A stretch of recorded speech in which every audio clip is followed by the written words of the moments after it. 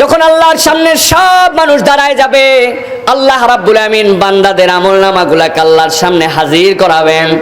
ওই দিন সব মানুষের আমলনামাগুলো আল্লাহর সামনে তিন ভাবে হাজির হবে।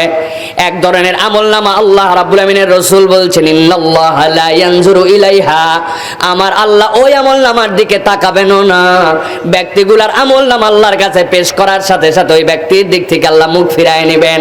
ওই ব্যক্তিদের মুখ ফিরানো মানে আল্লাহ দেখা দেওয়া তো নয়, বরং আল্লাহ তার হিসাবও নেবেন না, আল্লাহ তার কোনো বিচার করবেন না। আর যাদের আমলনামার মধ্যে ওই দিন শিরিক পাওয়া যাবে আর কুফর পাওয়া যাবে, আমার আল্লাহ তাদের কোনো হিসাব করবেন না। বিনা হিসাবে ওই মানুষগুলার জন্য রব্বুল আলামিন সেই দিন জাহান্নামে যেতে বলবেন, তোরা জাহান্নামে যা।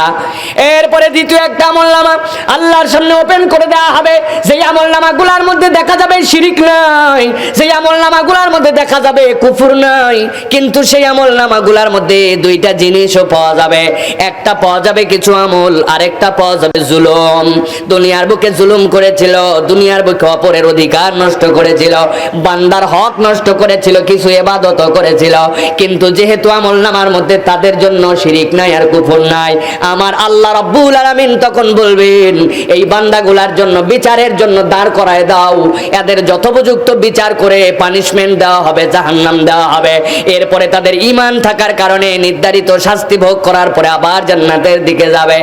এমন সময় আল্লাহ রাব্বুল আমিনের সামনে তৃতীয় আরেকটা আমলনামা আল্লাহর সামনে দাঁড়াবে, যেই বান্দাগুলার আমলনামার মধ্যে শিরিক নাই, কুফর নাই, যেই বান্দাগুলার আমলনামার মধ্যে ওই দিন জুলুম পাওয়া যাবে না, দুনিয়ায় কারো প্রতি অবিচার করে নাই, জুলুম করে নাই, বান্দার হক নষ্ট করে নাই, দুনিয়ার বুকে অন্যায় করে কারো অধিকার খর্ব করে নাই, ইবাদত আছে তার সাথে সাথে, কিন্তু ইবাদতে কিছু কমতি আছে। আল্লাহর জন্য চলার চেষ্টা করেছিল, চলতে চলতে পারে নাই, মিস্টেক হয়ে গেছে, বলেছিল মিথ্যা বলবো না মুখ দিয়ে, তারপরেও আবার মিথ্যা বেরিয়ে গেছে, নামাজ পড়বো দু এক ওয়াক্ত নামাজ ছুটে গেছে, আল্লাহর দিকে চলার জন্য আপ্রাণ চেষ্টা করব শপথ নিয়েছিল, পারে নাই, শপথ ভেঙেছে, আবার চেষ্টা করেছে, কিন্তু ট্র্যাক হারা হয় নাই। এইরকম ইবাদত আছে যাদের আমলনামায় শিরিক নাই, কুফর নাই, আর ওই বান্দাগুলার জন্য জুলুম নাই। আমার আল্লাহ ওই বান্দাগুলাকে কাছে ডাকবেন, ডাকার পরে বান্দাগুলাকে বলবেন, ও বান্দা, তোর আমলনামাগুলা দুনিয়ার বুকে যেরকম গোপন ছিল, গুনাহগুলাকেও গোপন রাখছিলাম, তোর আমলনামায় যেহেতু এই তিনটা জিনিস নাই, তোর আমলনামার মধ্যে আজকে সওয়াব পেয়েছি, আমার ইবাদতের প্রচেষ্টা পেয়েছি, সাথে কিছু গুনাহ আছে। আল্লাহ ওই বান্দাকে জিজ্ঞাসা করবেন, এই অপরাধ করছিলে কিনা, এই অপরাধ করছিলে কিনা, এটা করছিলে কিনা, আমি সাত্তারুল উয়ুব হিসাবে এগুলা গোপন রাখছিলাম।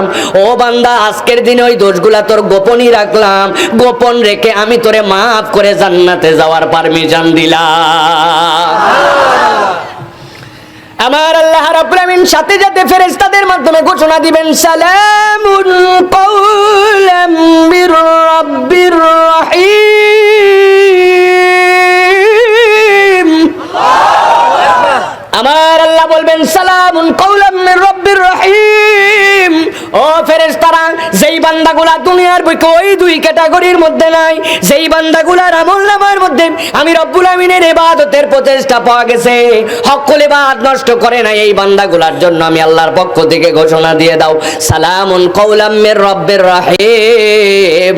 আমার আল্লাহ রহিম হচ্ছেন পরকালে ঈমানদারদের জন্য, ওই রহিম রবের পক্ষ থেকে আমার বান্দাদের জন্য সালাম আর সালাম, আমার বান্দাদেরকে সালাম দিয়ে দাও। যেই না বান্দাদেরকে সালাম দিয়ে দেওয়া হবে, আল্লাহ রাব্বুল আমিন বলছেন, সাথে সাথে তাদের আমলনামার ডান হাতের সাথে ওই বান্দারা খুশিতে লাফাতে লাফাতে, ওয়ায়ানকালিবু ইলা আহলিহি মাসরুরা, লাফাতে লাফাতে আল্লাহ শব্দ ব্যবহার করেছেন, আনন্দের চিত্তে ওই মানুষগুলা খুশিতে খুশিতে আত্মীয়দের কাছে যাবে, আর যাওয়ার পরে বলবে, দেখো দেখো আমার আমলনামা দেখো, আমার আল্লাহ আমার সাথে কি সুবিচার করেছেন, কি আনন্দ করেছেন। আল্লাহ বলবেন, ও ফেরেশতা, আমার বান্দাদেরকে ডাক দাও, ডাক দাও।